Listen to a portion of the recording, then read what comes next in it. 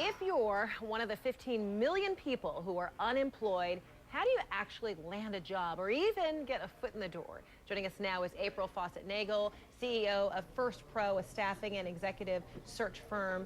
All right, so April, it used to be that you send a resume and you actually receive almost immediately some sort of acknowledgement in the mail, a phone call, something.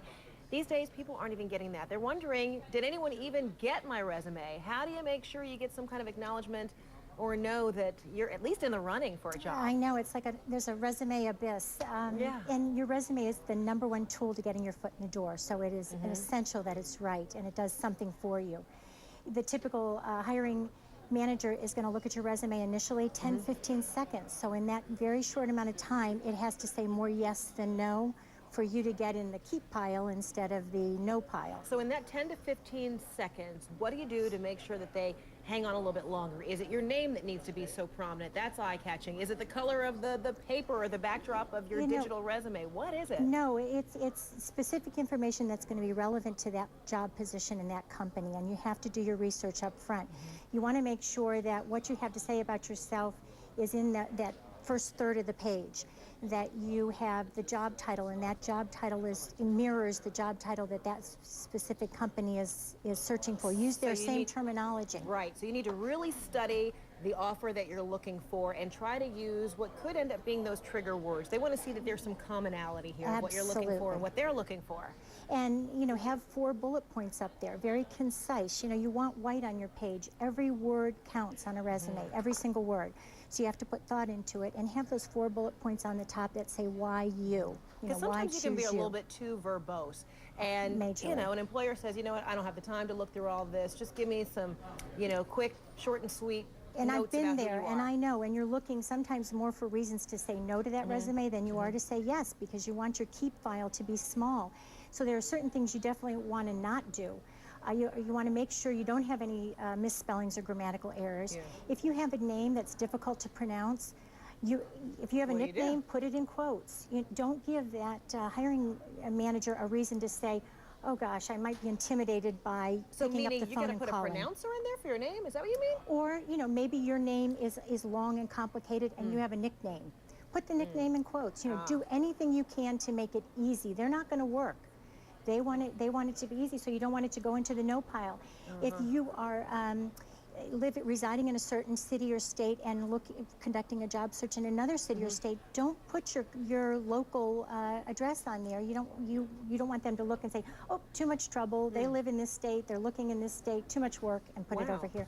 Okay, so that's one of the things that you don't want to put in there, because there are other things too. While you say there are buzzwords, you want to find some commonalities in the job that you're seeking and what you put on your cover letter so that will catch their attention. There are also other things that you want to stay away from completely in your cover letter and your resume. What? Like you said, you don't want to be too wordy. You want to make sure that everything is tailored to that specific company, position, field. That research the words, find out what words are hot, what words are important to that company. These are these energy words that you're talking about? Energy words. Yeah, look on their website. Words you don't want to use: assisted, contributed, organized. Those are words that don't really say anything. They're too general. That's very common language. It's very common. It doesn't portray any sort of accomplishment. So what are the words that do say accomplishment? I've already done this. Like the result words. The result words are achieved, completed, expanded, reduced, simplified, corrected, launched, mastered, initiated.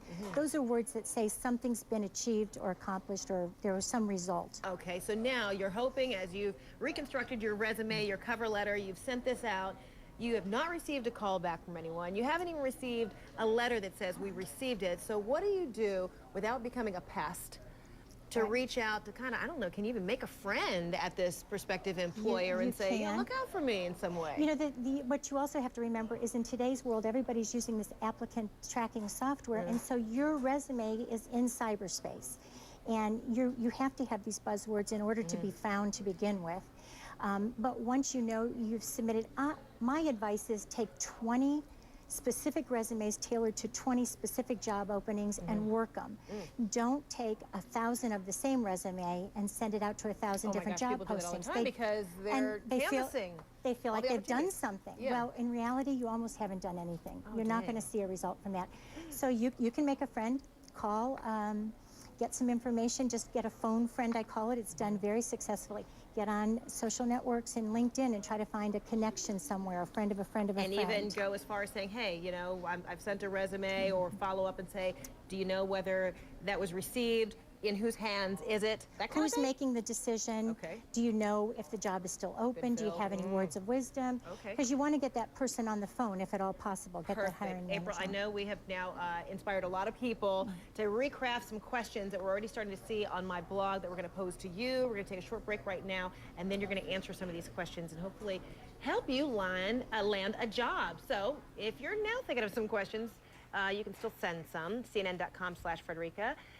Also, my Facebook page, Frederica Whitfield CNN, will get some of these questions answered.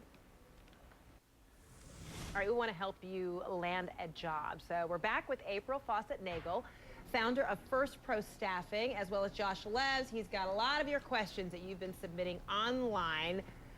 I bet you this, too, is probably one of the greatest, I guess, topics that people want to respond because there are just too many people who are out of work. So, Josh, what are some of the questions we're hearing from people? They are big time, Fred. We got so many about jobs. Anytime we say the word jobs, right? They start flocking in. So, April, we're going to start with this question that we have here from Alana because it's really symbolic, representative of what so many people are saying. She's saying the slowdown happened when her career would have been starting. She says, now I'm not sure which industry to look into with my communications degree. I know this is the kind of thing you touch on. Talk to me, April.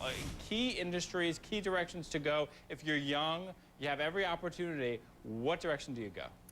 You know, so many kids, so many young people don't get careers ever in the particular field that their education is in. I would say look at everything you have in your background, that prior experience, internships, summer jobs, anything that's going to give you some real tangible experience and skills that you can profile out there and look in those areas. You can't go at it in the traditional way. You have to go out there and find something, and then you'll springboard from there. Are there fields to avoid? Or have you seen from where you are, there are entire fields that are just so empty, so desolate, you real should stay away? estate, you know, I mean, obviously, construction, obviously, anything related to that is going to be a no-no. Anything in the healthcare is good. Anything in the green is good.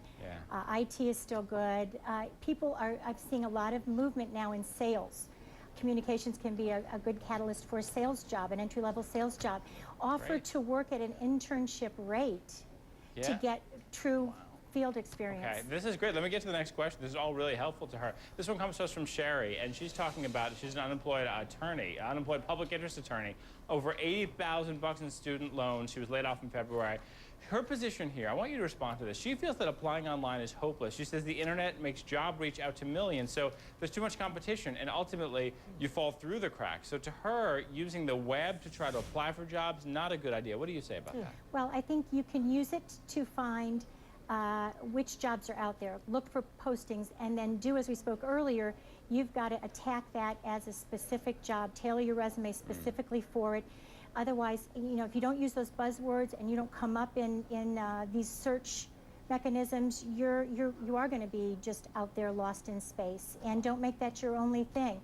Again, you know, pick 10 or 12 target companies or job postings that you want to go after, and go after them right from start to finish than just, you know, mass producing the resume out there. You know what, we can do those too. And let me quickly tell you all, and everyone watching, that at CNN.com/jobs, we have a ton of resources about all this, and it's just filled with a lot of information, the kind of thing April's talking about, including this, which I like a lot, which is a map that tells you what's going on in each state. So you know a region you might want to go to, or you're looking for jobs in your state. We keep updating this. It's all at CNN.com/jobs. So there's certainly no question that online tools out there can help, and April's saying, hey, use the web, right? Just make sure you target the specific one you want and don't give up.